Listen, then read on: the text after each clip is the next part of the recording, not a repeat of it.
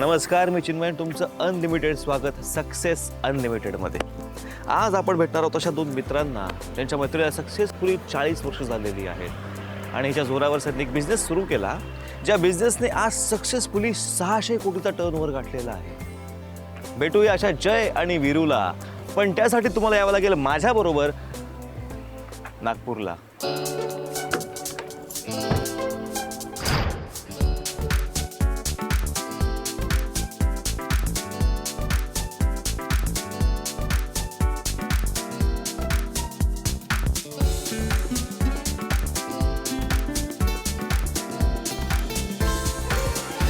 अंकुर seeds जवळपास 600 कोटीचा turnover असणारा हा उद्योग समूह, यांच्या यशाची गाथा आपण बघत होतो. आणि या कथेचे पण दोन नायक आहेत, अगदी जय आणि वीरूप्रमाणे.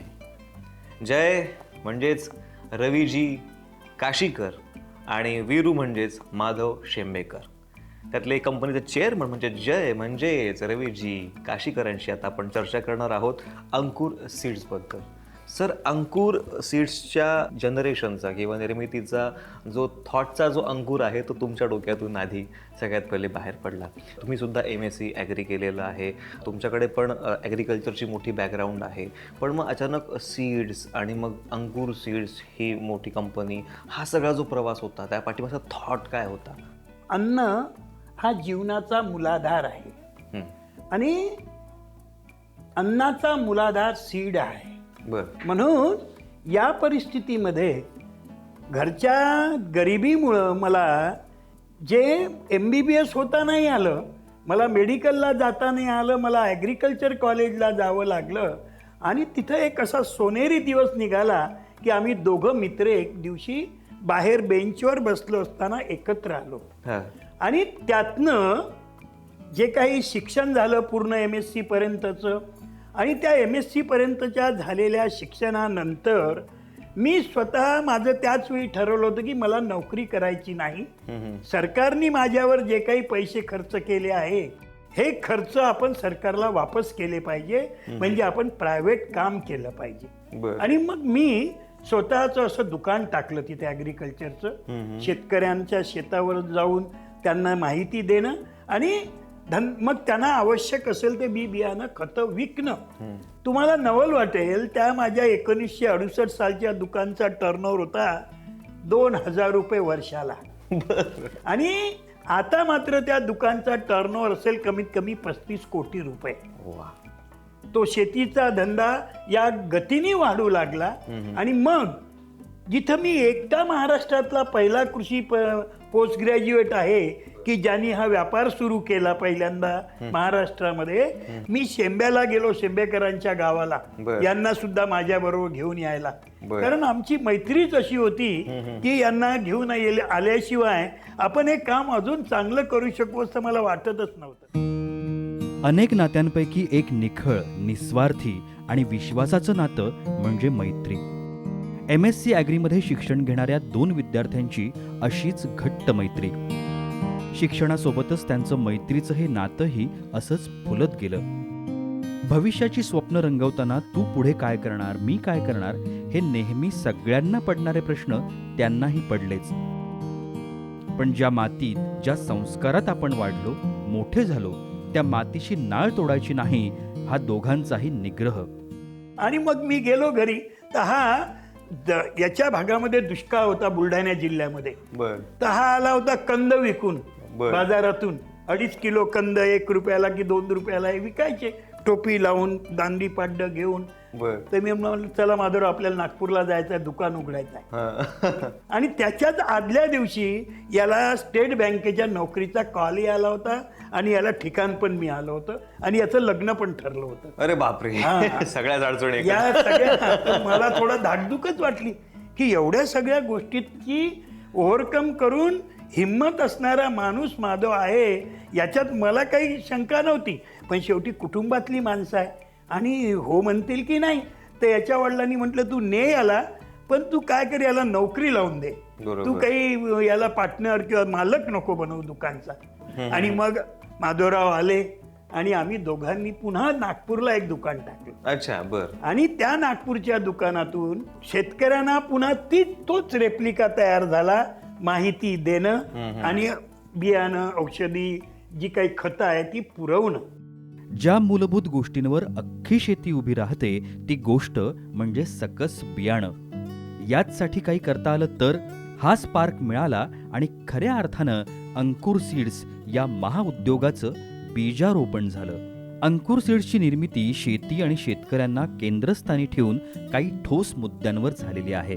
हवामानाला पूरक किंवा हवामान साथ देईल अशी बीज निर्मिती करणं, त्याचा दर्जा हा उत्तम असणं, प्रगत तंत्रज्ञानाचा अवलंब करणं आणि त्यातून उत्कृष्ट उत्पादन कसं येईल याचा विचार. अशा वैचारिक बैठकीतून अंकुरची बीज निर्मिती होते आणि या सगळ्यात आणखी एक महत्त्वाची गोष्ट म्हणजे हे बियाणं अत्यंत माफक दरात शेतकऱ्यांसाठी उपलब्ध करून दिलं जातं, ज्याचा फायदा आज राज्यातीलच नव्हे तर देशातील अनेक भागातील शेतकरी मोठ्या संख्येनं घेत असल्याचं आपल्याला पाहायला मिळतं. कारण त्यावेळेला बियाणं उपलब्ध होते, पण सर्व प्रकारचे बियाणं, सर्व परिस्थितीमध्ये टिकणारं बियाणं, शेतकऱ्यांना वाफक दरामध्ये बियाणं मिळणं ही एक काळाची गरज होती. या सर्व संकल्पनेतून ही बियाण्याची कंपनी तयार झाली आणि म्हणून असं वाटलं की आपण शेतकऱ्यांसाठी काम करावं, याच उद्देशाने ही कंपनी सुरू केली. म्हणजे सर, तुम्ही या चांगल्या विचाराने काम सुरू केलं. हो. पण चांगला विचार तुम्ही जेव्हा घेऊन काम सुरू करता तेव्हा देव म्हणा किंवा नशीब म्हणा, मुद्दामून काहीतरी परीक्षा बघण्यासाठी अडचणी आपल्या मार्गात उभ्या करत असतात. तर त्या अशा काही अडचणी आल्या का? हो, अगदी निश्चित. कोणत्या आल्या त्या, त्यावर तुम्ही कशी मात केली? हो, अनेक वेळा फायनान्सचे प्रश्न आले, अनेक वेळा शेतकऱ्यांच्या बीजोत्पादनामधून, कार्यक्रमामधून सुद्धा अडचणी निर्माण झाल्या, काही शासकीय लेव्हलवरती सुद्धा अडचणी निर्माण झाल्या.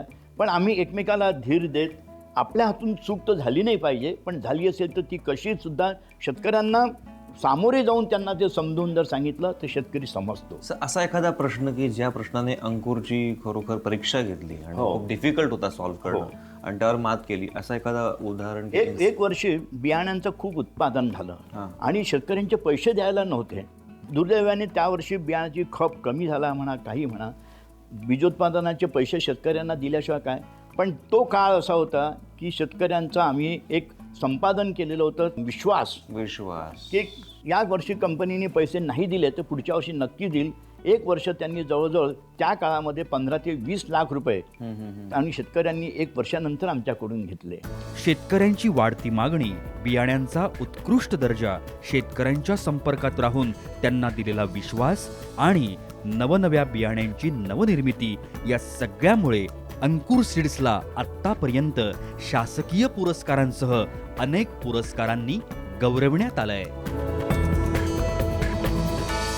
तर उत्सुकता तर याची आहे की सुरुवातीला कोणतं बियाणं काढलं गेलं आणि मग ते कसं पोचवलं गेलं, तेव्हा काय स्ट्रॅटेजी वापरली गेली? आमची कंपनी जी नागपूरची आहे, आमचे मॅनेजिंग डायरेक्टर, चेअरमन साहेब, आमच्या 6 जणांचा ग्रुप हा नागपूरचा आहे. बरोबर. त्याच्यामुळे आम्ही विदर्भातले असल्यामुळे विदर्भातल्या शेतकऱ्यांच्या काय गरजा आहे हे याच्याशी आमची जास्ती जवळीक होती आणि त्या गरजा कोणत्या आहेत ते बघूनच आम्ही सुरुवातीला ज्वारी, कापूस, मिरची, भेंडी किंवा वांगे असे बियाणे सुरुवातीला मार्केटिंग करणे, प्रोडक्शन करणे, मार्केटिंग करणे, याचा व्यवसाय डेव्हलप करणे ही सुरुवात केली.